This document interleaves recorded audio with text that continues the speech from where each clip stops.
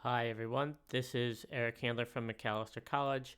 I thought it might be useful to have a quick video showing how to change your cursor size in order to make your cursor easier to see if you're sharing your screen or making videos for students as we transition to online instruction. I'm going to go down to my Windows search box.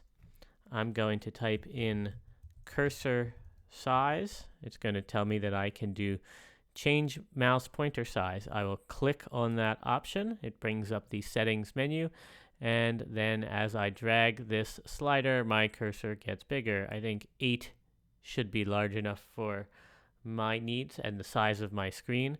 You can also change what the pointer looks like if you so desire. So you can tweak that as needed to make it easier to see depending on what your presentation looks like.